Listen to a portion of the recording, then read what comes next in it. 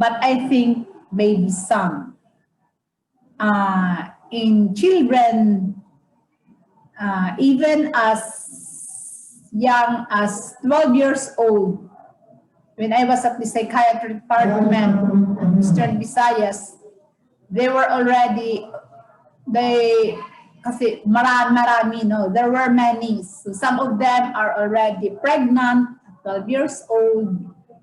But it doesn't mean that that time, those only the time that they have been sexually molested.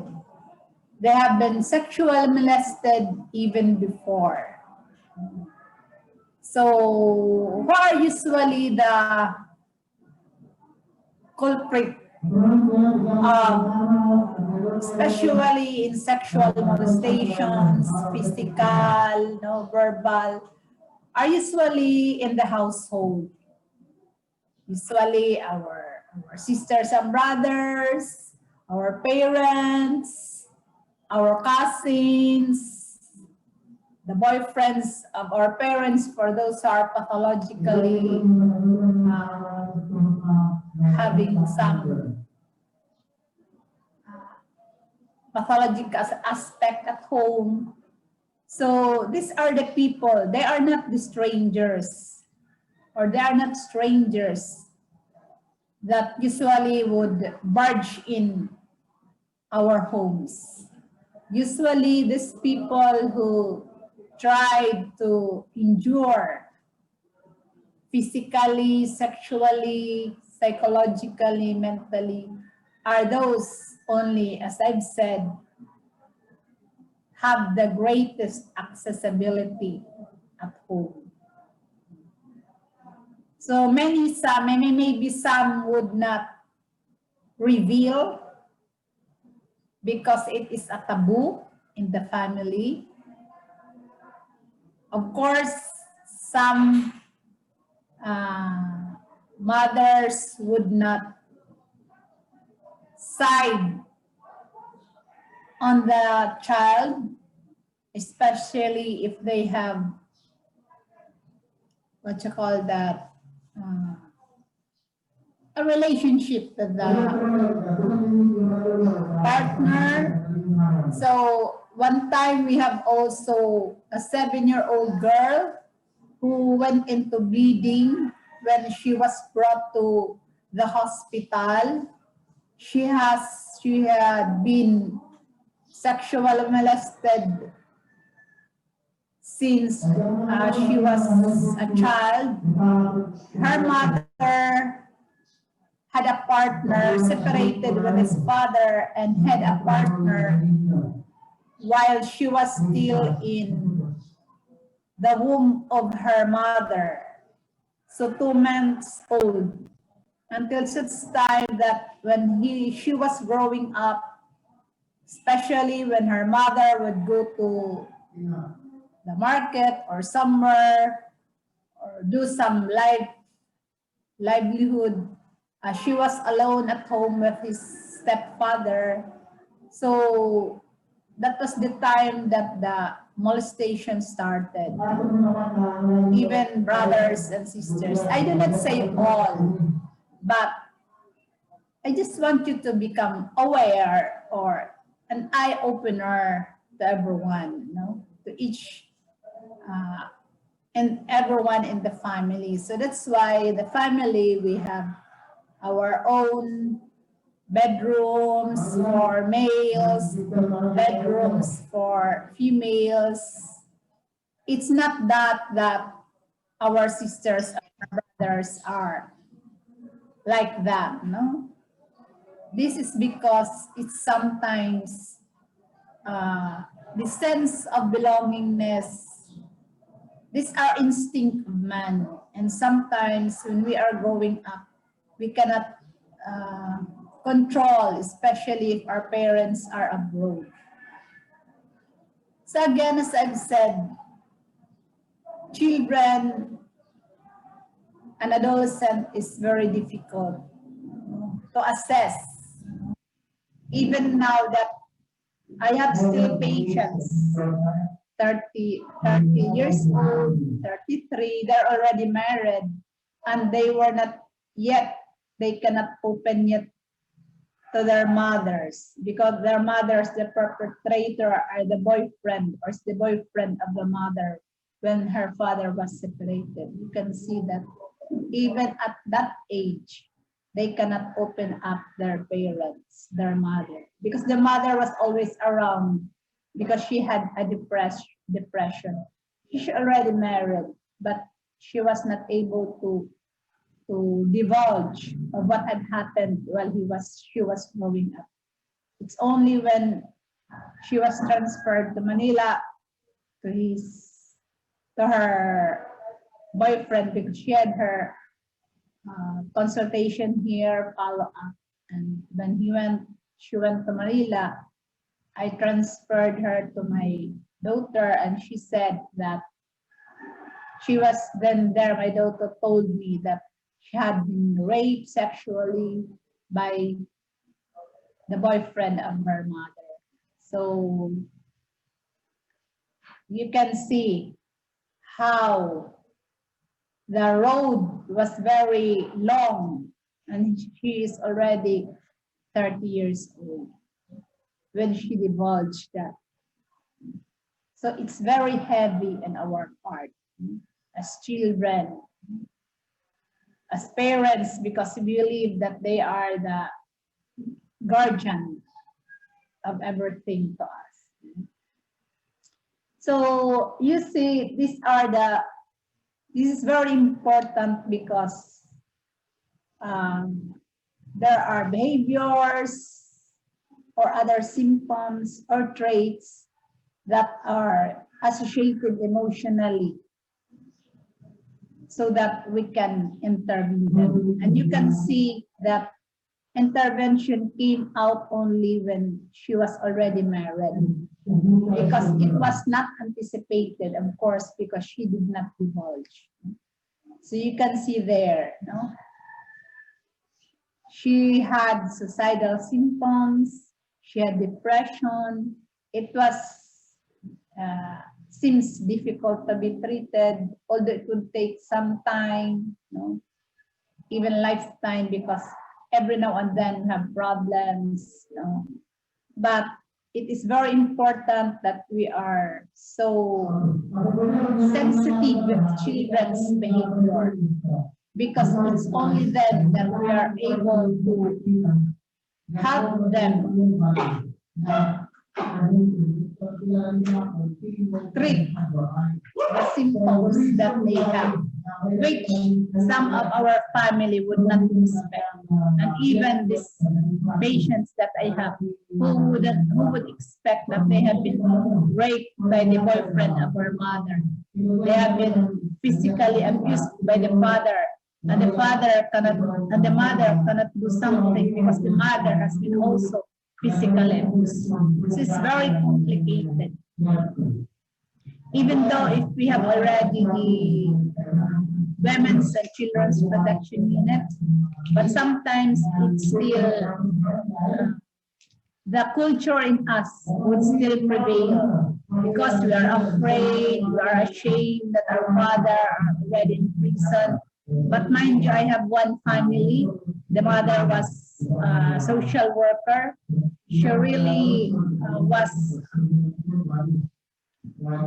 determined that the father, because the father was taking the drugs, the father was put to jail.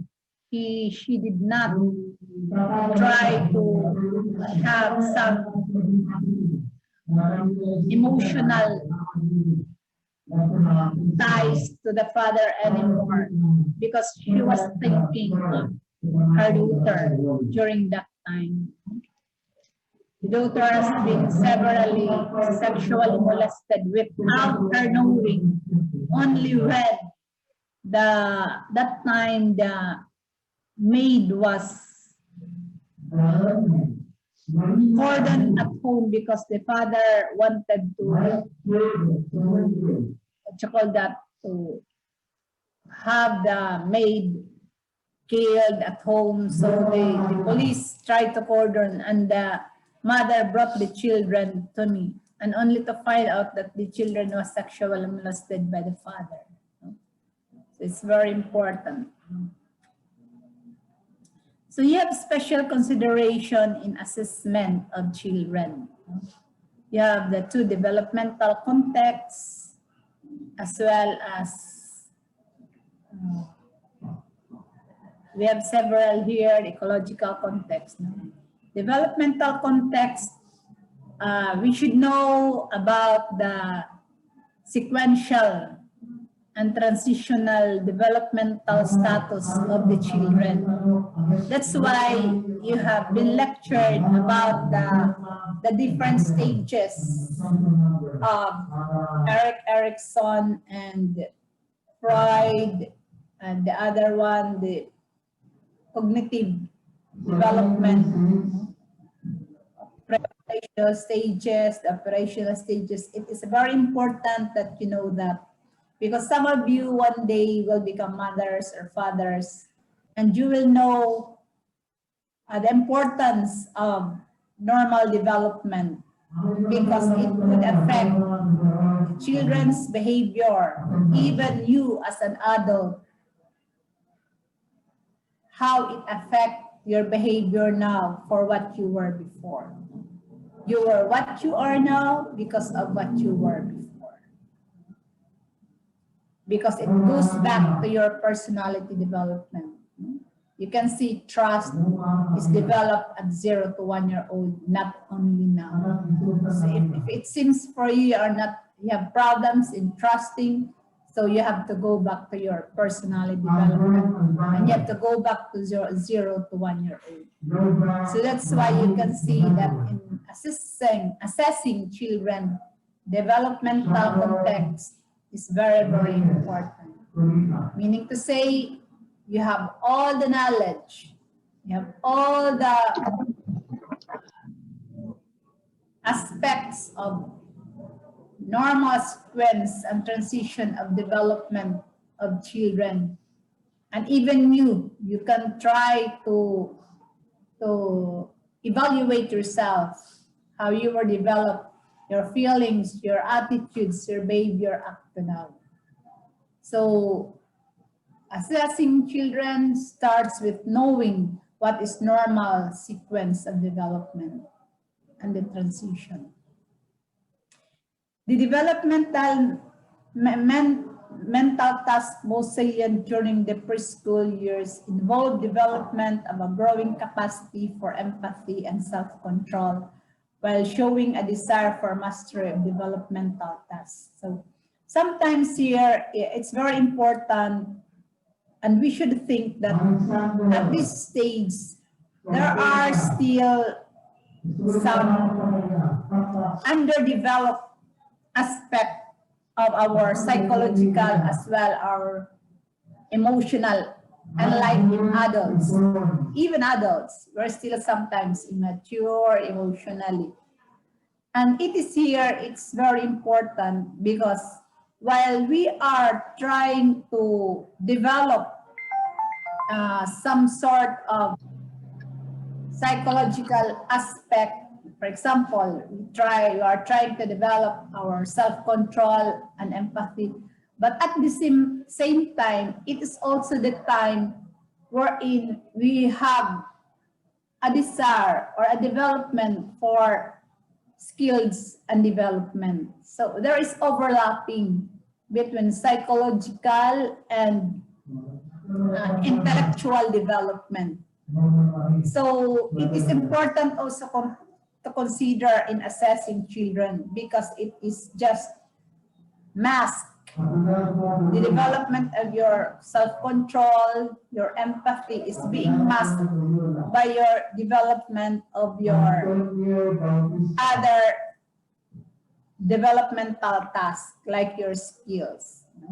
So it is complicated, in other words. Though you know the normal sequence, you know the normal development, but there are other salient development aspect of our life that we are still developing at the same time. So it masks the other problems or if there are other problems in us. So you have to take note. So another aspect, aside from developmental context, you have ecological context. So what is ecological context? This is more complicated because it involves the whole of the external world of the child. You have the family, you have the peer group, you have social relationship, you have the culture in which these things influence all of us, even now. So it is difficult to assess the child because of this ecological context. Aside from the internal, the family, the developmental, the predisposing aspect that in the person, we have the environmental, the culture which we cannot separate that while we are growing up.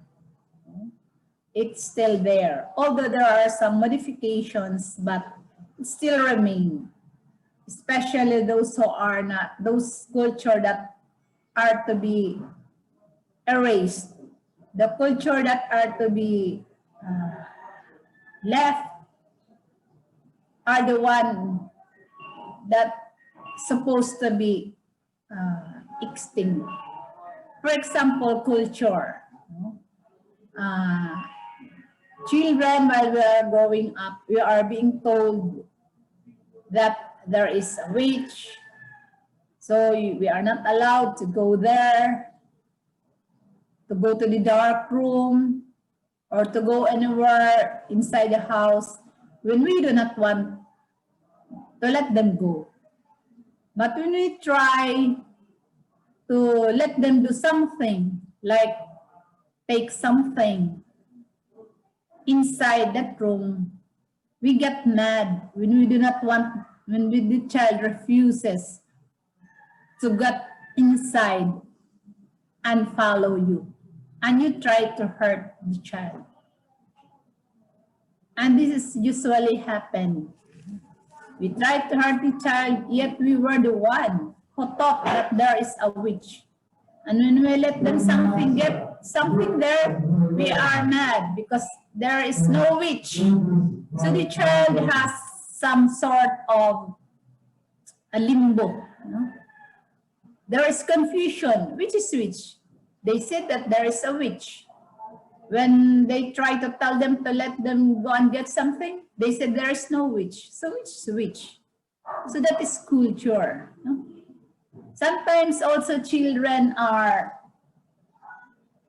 also confused when, of course, we try to follow the best, in which safety is very precious to us. And when they cannot follow and they try to injure themselves, the more that we try to pinch the child, we try to slap the child, the more that there is pain. There was already a pain that they incurred because they were not able to follow you. And you still instill the pain. I cannot understand this culture.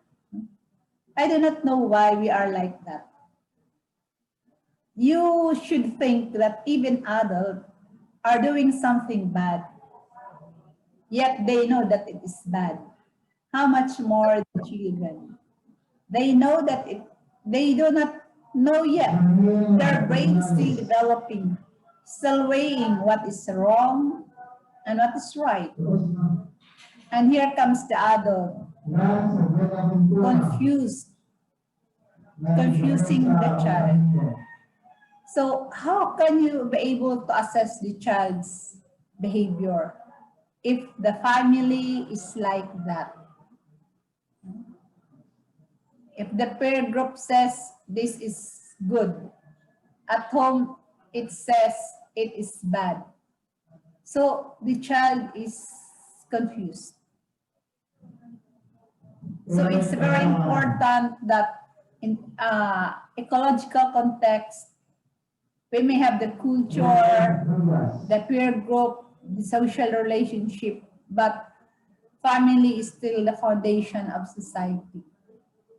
Because it's in the family that we learn.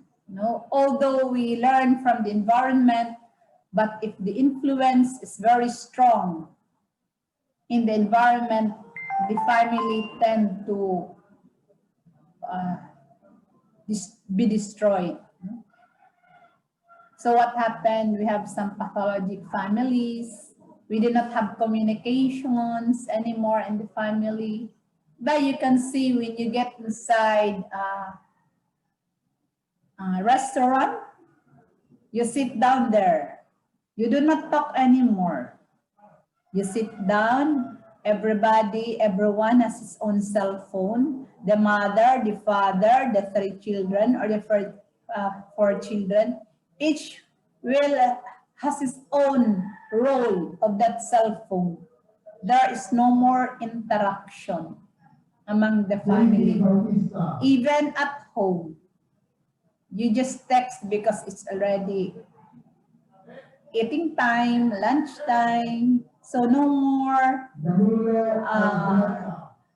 family interaction. What I'm trying to say is, how would you know, how can you assess each and everyone in the family, that even in the family, even individually, you do not assess yourself because you are so busy with friends, even your parents. Of course, I'm not blaming. I'm just presenting you the facts.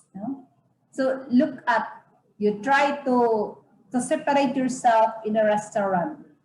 You see, everybody, one family get inside, each has own role to play the cell phone. No more communication. So how can you have your self-esteem boost if there is no more communication in the family? Of course, where will you go? Your peer group, your friends. It's not bad, but sometimes there is, of course, even families, there are jealousy, some has more friendships, There are many things that happen. Sometimes the friends are the one who will try to destroy you. They will bring you to a home. I have a patient. They will bring you to a house which your friend has a friend there, a male friend, only to find out when you arrive there, you are raped. And you do not know that you have gone there. You just went out from your class, you go there, you do not know the owner of the house, but your friend directed you to go there and you were raped there. And when you see them at the plaza, the one who raped you will say, oh, you were telling everybody that I raped you. What kind of people is that? So what I mean is, these are the ecological contexts, but it is important that family should always be there. You should have communication with your children always, every now and then. So do not be have some mad aspect on your side if your parents will be calling you every now and then, not so overprotected, but of course they will try to find out where are you, what are you doing. This is also the kind of protection that the family can give. That is the ecological context. So, children, unlike adults, we talk and talk, adults. Children usually, especially when in the family, I don't know why they kept silent, even there. So it's only when the teachers or other significant others that when being brought up, they realize that the child has been having some behavioral abnormality or problem, which before they do not mind, or we do not mind. Even parents do not mind anymore because we are so busy at work. You know? So sometimes the teachers, the children would try to tell the teachers, their close teachers, their friends, their caregivers, aside from their parents, about what is happening to them. So this is usually happen. I have a patient. She is a mentally retarded. She is 31 years old, but her mental intelligence is 7 years old. So it seems that she's 31 years old. So during the trial, of course, the court will say, oh, she's already old enough. It seems that she is very normal. But when you try to give the examination, her mental ability is only 7 years old. But as if she is 31 years old. That is her chronological age. So it's only when other people saw, or their close significant others, wherein they could bring up their problems. It's not easy to assess children. So the clinician should be trained in clinical assessment methods, but also in developmental psychology. That's why you memorize how the child was developed, how old when the child crawl, how old when the child able to talk, sounds. So it's start at school. It starts with you, not only when it starts that in your residency training. It starts now. So by the time you have already your residency training, that is already your strengthening your training. You should be observant to the children. You should know the normal, the sequence, the sequential stage of development. So assessment for children and adolescents is projective, objective, and behavioral. So what are examples of a projective assessment for children and adolescents? So in projective, this is more of ambiguous examination. There is direct interaction with the child and adolescents. So it's more here of storytelling of the child, since of course they cannot tell even the exact day.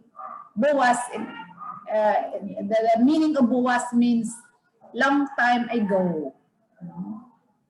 Or sometimes it happened already. So they have a different language, meaning appropriate language, because they do not have enough vocabulary. 6 years old have, I think, 15,000 vocabulary yet.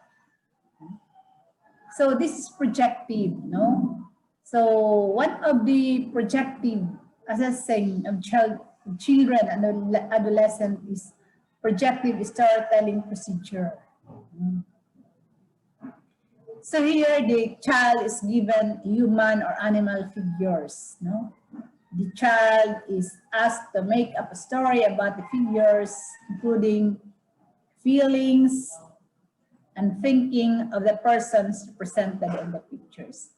There are already many studies and observations. So it is already, this is done in the psychiatry setup. Wherein, example, there are two children, wherein the other one was given a doll, she was or modeling clay. The other one is giving also the same doll. And you can see that the other, because observe this story, it's actually. I'm giving you a story. So the other child was giving the baby doll the hug, the diaper, putting a small cloth.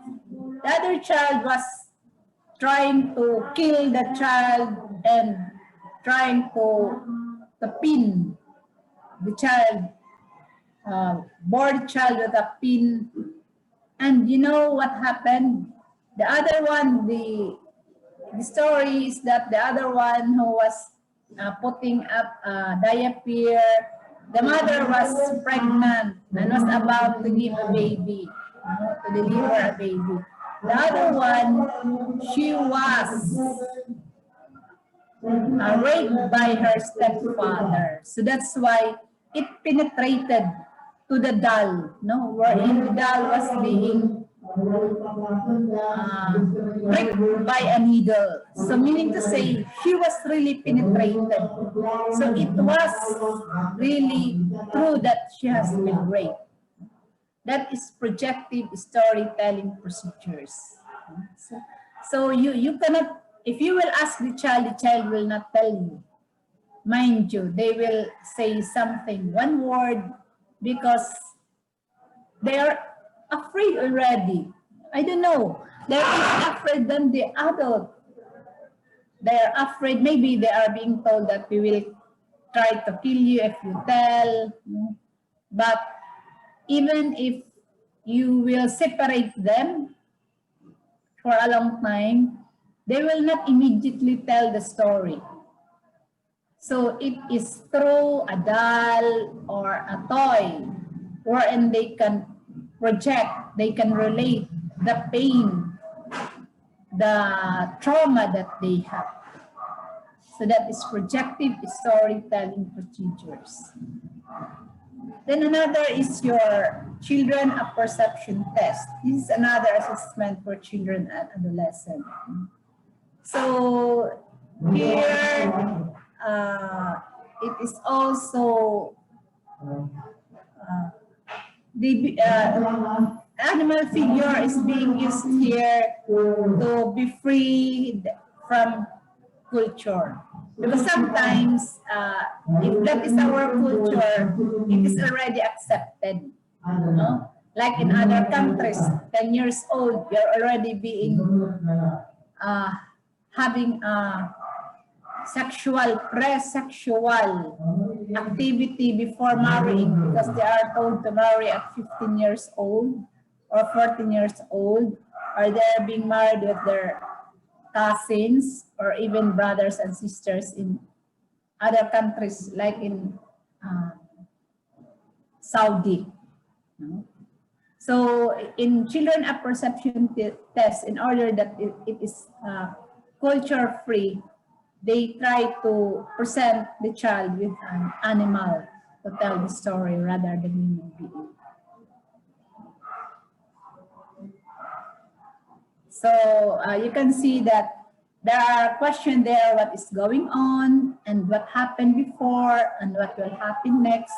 So when you try to ask the children, it's different from adult. You will not say kakano. When you say kakano, there are many meanings of kakano. What happened before? What is before? You ask them one at a time and let them define what is before. Kakano, but they are not, because when you said kakulop, ang balitaan una pa itong atuig, kakulop for the children. They are not yet fixed, not confirmed, but they can relate. What they tell is really the truth. The problem is they cannot yet tell the exact time.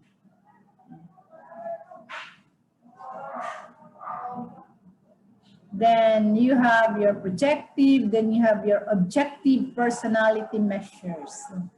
Aside from projective assessment, we have an objective personality measure. It is standardized, no? So the problem here is the children should know how to write already or to use computer, no? So it's more of a specific disorder in children, no? Like depression and anxiety. No? That is an objective personality measure. So we cannot say that psychiatry is just there are ambiguity, but there are objective measures also to confirm, you know, the ambiguity or the projectivity of the child or of the examinee. But there are many things or patients that I have already been examined and I haven't had any,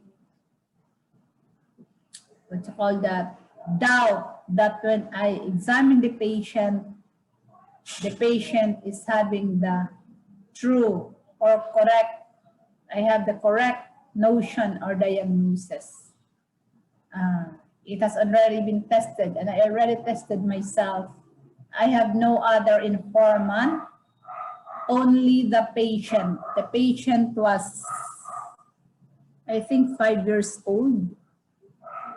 The patient was 5 years old and the social worker was the one who brought the patient. The patient was, oh no, not the patient. The perpetrator, who was the father. The patient died because the father poked a barbecue stick many times when he had an anxiety. So he didn't think anymore that the person he was carrying was his child. So I have no other informant, but only the father.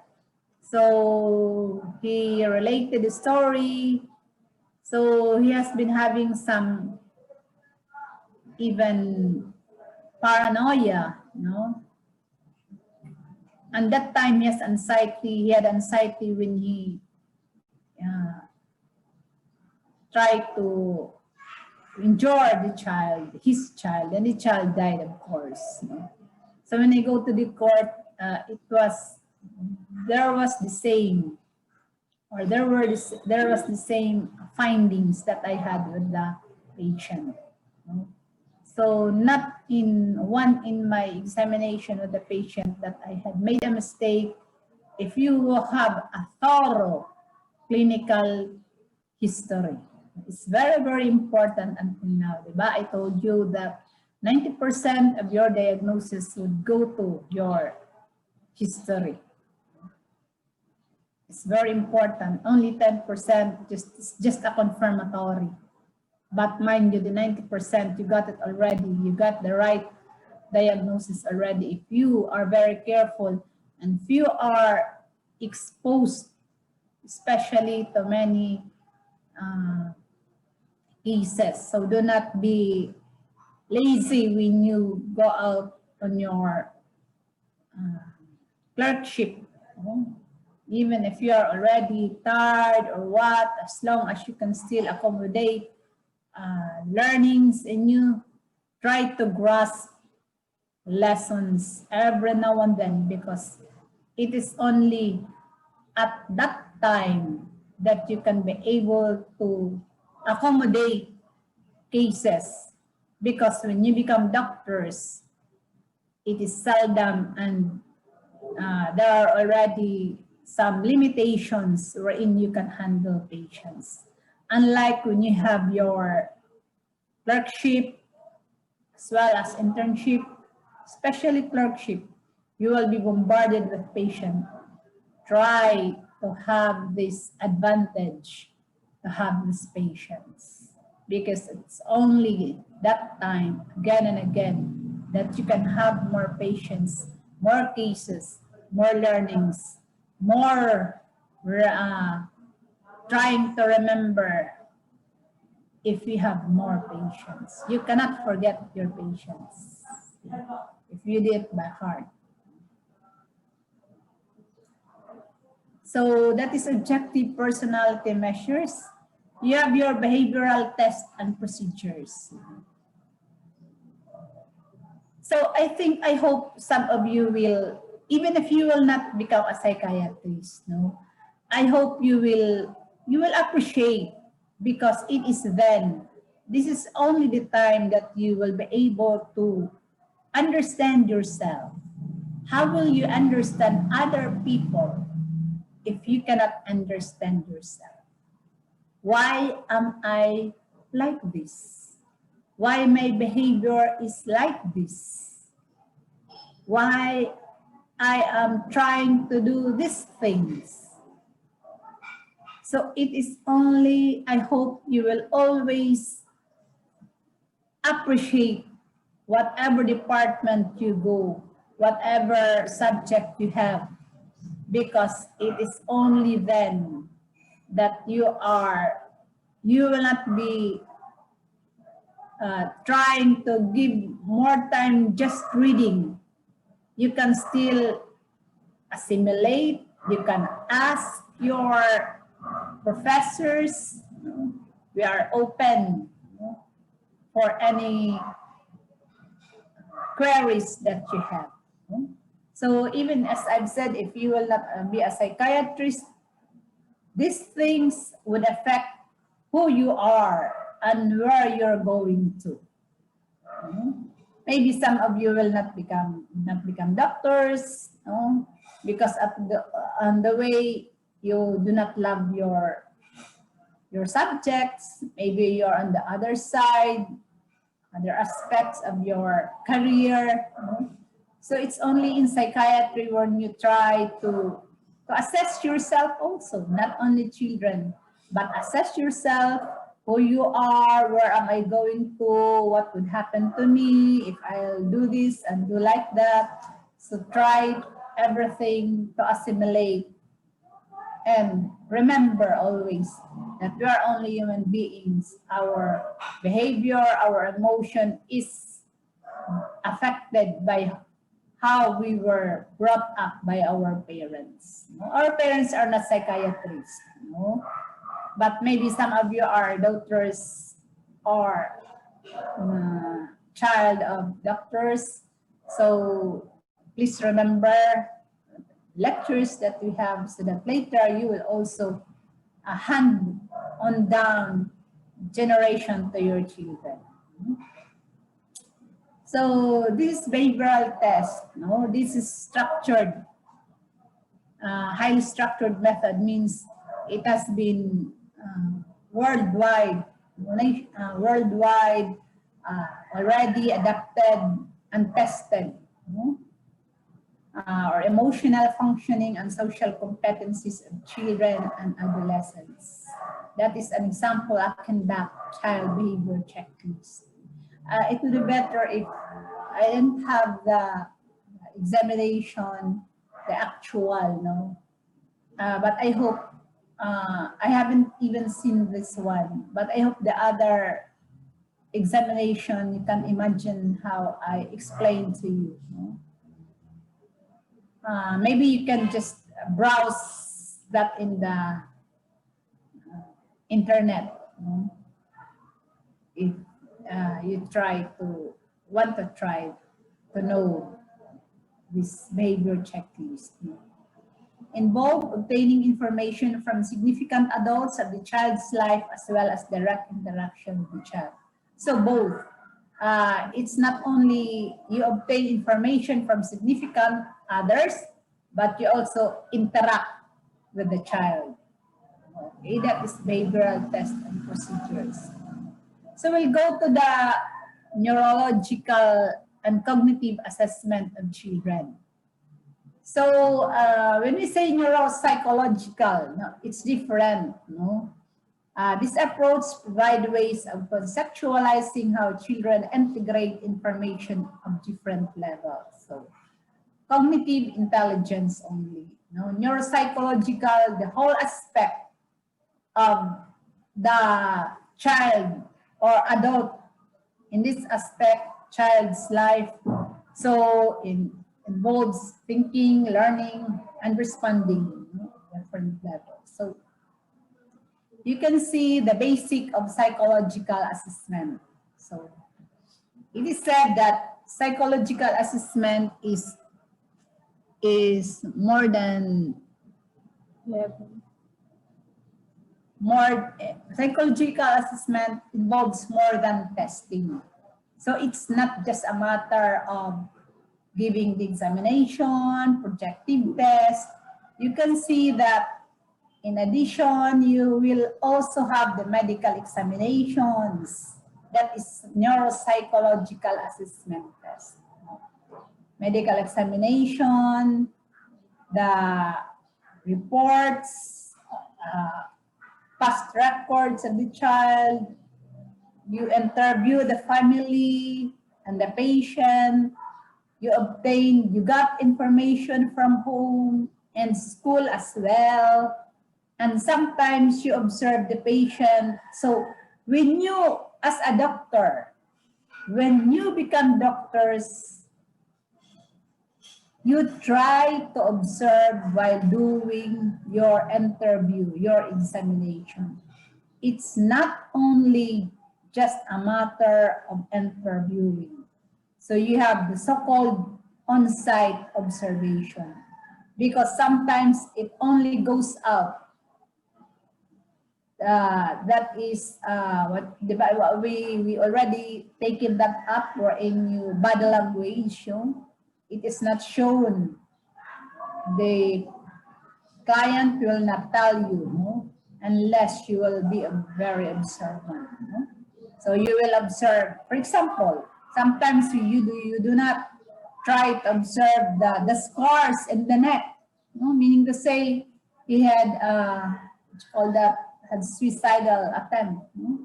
So that is important, on-site observation, and obtain. Then another rating scales have been filled out by the child's parents and teachers regarding developmental, behavioral, emotional, and diagnostic issues. So there are times this is wholesome, psychological assessment. It's not only examination, but the whole of it, the life story of the patient, the school, the teachers, the behavior, the development, and other issues in life of the patient, as well as your life. So that is psychological assessment. So you have cognitive and neuropsychological assessment. So there are three kinds of cognitive testing. So you have your intellectual. So intellectual testing, you measure mental ability. And I've already given you the formula of how to test the IQ test. Then you have achievement. Achievement meaning to say learnings that you have in the past. Then processing instruments. It's on the cognitive functions. Measure discrete. There are several aspects of not only intellectual, but the whole of your cognition. Ego functions, that is cognition also. So what are the important in your assessing of the neuropsychological portion of the child? So as I've said, aside from the many tests that you have, you also have other aspects or domains of testing the child. So one aspect of neuropsychological assessment is, aside from the testings that you have, the projective testing, one is memory. No? So what is important in the memory? Of course, what part of the brain? So you have to recall, when you memorize, when you take this one, you also try to remember, no? To reminisce the part of the brain which is involved in memory, so that you will not forget what part of the brain. I've already given you this one, the part of the brain that is involved in memory. So, unlike adults, as I've said, the child, when you ask the child, maybe they know their birthdays, of course. That's very important. They usually could not forget their birthdays. Maybe the immediate memory,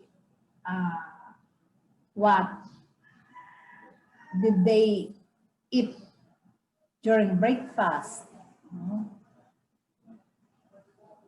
But when you ask that, do not try to ask, especially when the child, when you're already in the, for example, in the psychiatric setup, do not ask some questions. Do not put things or words into their mouth, because it's very painful, no? Especially painful memories. No? So, for example, have you been raped?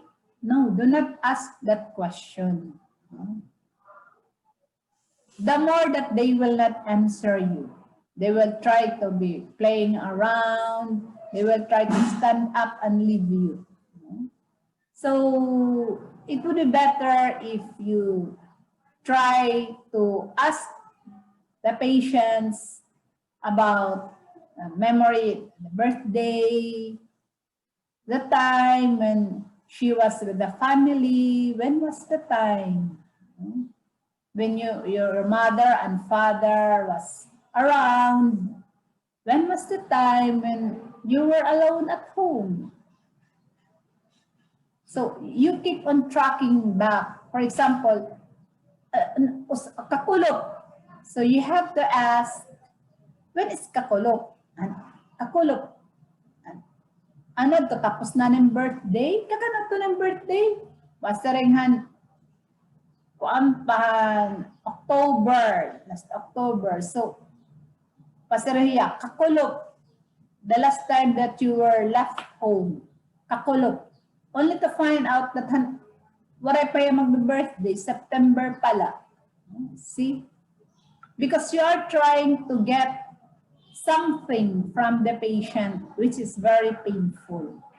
For example, masarap patient, kakulop, only to find out, kakulop. Tapos na ito ng birthday, waray pa, natapos na, nag-Christmas na kamo. So you have so many follow-up questions in order that you can be able to get the real kakulop. That's memory, because the child could not get yet the, as I've said, the specific or the exact days of what is kakulop.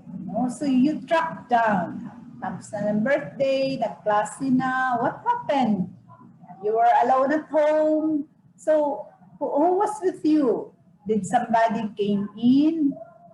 So ano man yan? What did you do with the person?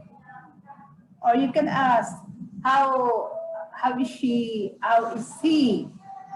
Or is she doing with you? Did you together? Things like that. No? Do not direct except in adult. No? Because children are very careful. They are careful in using words, no? Or lacking either appropriate specific things. Attention. Attention. Some children, especially when it's very traumatic, they are usually playing in front of you. But children are like that. No? Otherwise, they are not children if they are so attentive.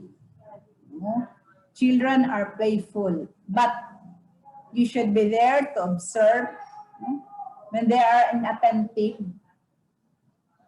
be quick when you tend to get their attention and they try to sit down. Sometimes they are just, what you call that, attention seekers. So they try to keep on, there are nuisance to their parents, they keep on asking, they will not listen you. Never mind, just observe them. But as I've said, be quick when you try to mention a word and they will try to be attentive, try to grasp that word. But as I've said, children are playful. Sometimes children who are very malnourished, lanky, sexually molested, they are lanky, pale, like that. Even just the physical makeup of the children, you will already know the children what had happened to the child. Executive functioning. Executive functioning, this includes the organization, how they organize their words, how they try to incorporate things, organization of the words that they use. Not so relevant, irrelevant, relevant. That is the executive functioning, the organization of the sentences of the child. Language. Of course, it's very important wherein you should know when the child start talking papa, mama, because some children who are mentally retarded will try to start or would use the word mama, papa at the age already of 7 years old. Usually they are slow learners or they become mentally retarded. Or sometimes they're stuttering. Might be that the child has some experience, traumatic experience, when the child has stuttering or some language difficulty. So you have to also be very careful and on-site observation of the child. So in here, you should also know as I've said, the developmental and transitional stages of language, how they use the sound language, the sentence, the sound language, then the word, the phonemes, that is sound word, the morpheme, the language, one word language, then sentence, that's language and how they use it. So be sure to know the developmental again, not only the behavioral, but the language development of a child. Then you have visual-perceptual functioning.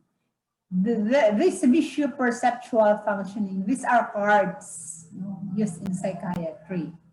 There are different, what you call that, shapes of that cards. And that cards, it may be a shape of letter Y, but it is being used as a dotted Y, or there are other, as long as it makes shapes. So this is used for organic problem. Like, for example, in children, those who are mentally retarded, those who have problems in learning, their drawings. We are not after here of who is the best.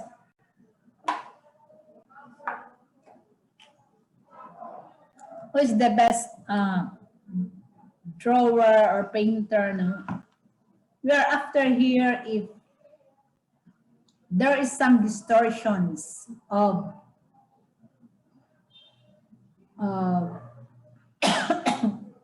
shapes. For example, the clock is a circle. No? We might not have a perfect circle, but or there are clocks that are square, but we let the child draw a clock what is in the model that we shown to them. So if we will let them try to draw a clock that is round, of course, the child should draw a round clock. It may not be as round as we expect, but it is a round. If there is some sort of the round becomes have four-sided or becomes square, so meaning to say there is something wrong with that mental functioning, or there is some organic problem with the child. There might be some, as I said, mental retardation, or there might be some, what you call that, tumor, brain, no? So there are many shapes that are being shown in that. Not only 5 or 10, but I think it's 20 to really test the organic functioning of the brain. So another visual perceptual and another from that is the sensory motor functioning. So in this, you know where the sensory or motor function of the brain. You try to recall again. I have already given you what's part of the brain and in your anatomy, so that it would be very easy for you to memorize. So in your sensory, of course, parietal portion of the brain, your motor functioning, the child, you can see how the child walks. That refers to the gait of the child already. So you know already if there is something wrong in the motor functioning in the child, if you just let the child walk, do not be very so bookish that what is being written here, you will do the same. The first thing that I will do is memory, no? As if you are just talking to the child. Because the child, even adults, it would seem to be very boring. No? Even you are just listening, no, it's boring. So how much more if you will, number 1, memory. Memory, can you give the birthday? No. Number 2, attention. Is this child having an attention? Is inattentive? No. As you go on with your examination to the patient, you have to take note of this one already. So by that, you will know already the attention, the memory, the executive functioning, how the child talks to you, how the language of the child, whether stuttering or not. It's already a built-in, a package already, not one by one, because the patient becomes boring. So by the time you see your the child has left already. So be prepared already when you see the child during your psychological assessment. It's not that one by one, what you call that, attention, one by one taking in of this as neuropsychological domains. It's already a package in your brain when you try to talk to child. You have to see the child on-site observation already.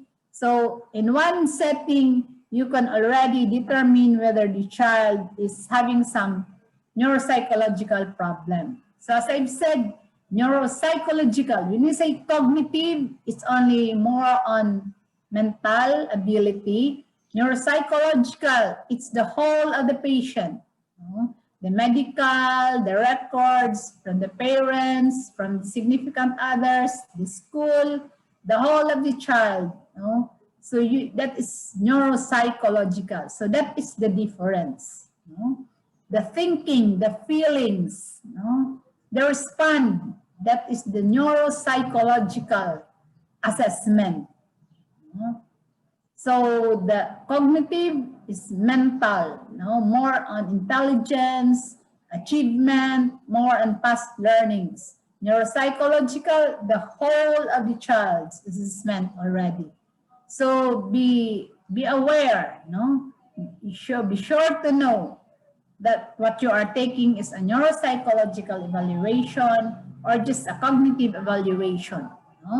So just remember one package, you already know that the child will not be boring, will not be bored to your questions. So the questions that is more important to the child.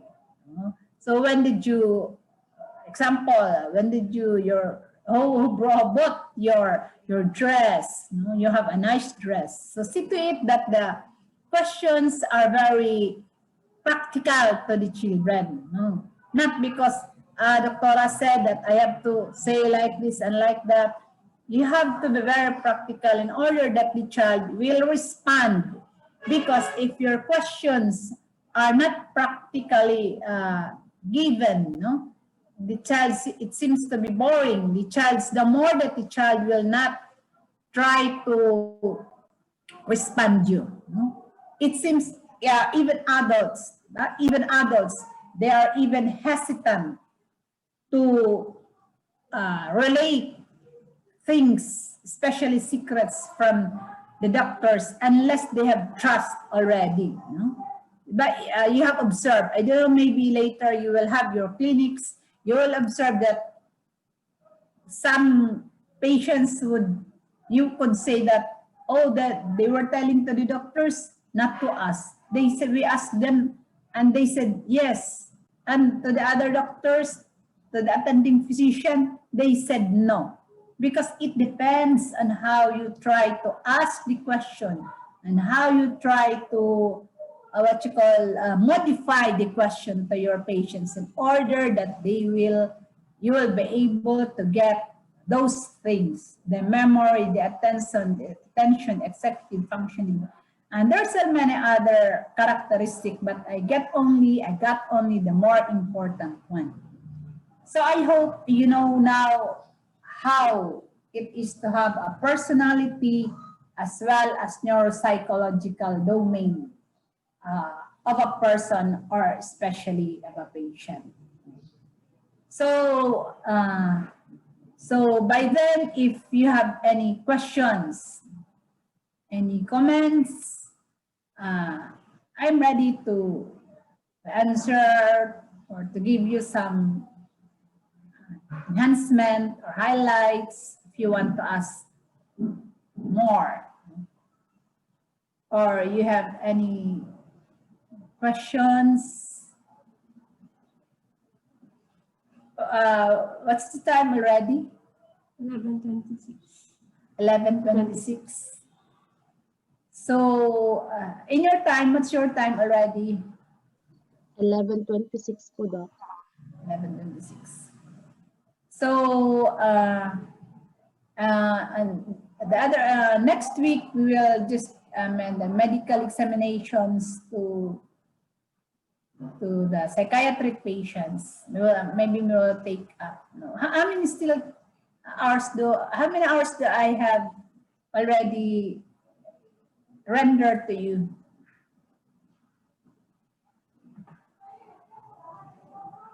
Basta po, Doc, meron pa tayong 2 hours na waray kagamit. Kaya last week waray man magklase. So, how many hours before? When is your exams? February already. Apo, Doc. February 1. So February 1. So I still have 2 weeks. 2 weeks pa. So I still have 2 weeks with you. 2 weeks. Next week. 2 hours na nadado ka na remaining. I still have 2 hours with you. Apo, Doc. 2 hours. Apo. 1.5, 3 hours.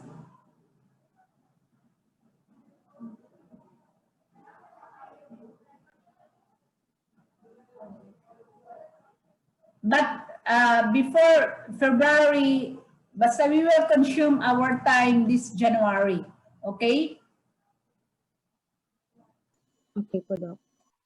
Do I still have classes with you? Po? Do I still have classes with you next week? So the remaining 2 hours we did not consume. So I still have another 2 hours with you. Or Apo, Doc. huh? Apo. So I still have 2 hours with you. 2 hours, 3 hours. Bali po, Doc, 4 pa kasi may pa kita 2 weeks before an exam, tapos ang last week na 2 hours pa. So last week na 2 hours. 1 lang pala, Doc. 3 hours lang pala. Ano? 3 hours lang yan, Doc. 1 hour last week, tapos may pa kita 2 hours before an exam. So 3 hours na lang. Apo, Doc. 3 hours na lang. So next week, so we still have 2 weeks to have classes.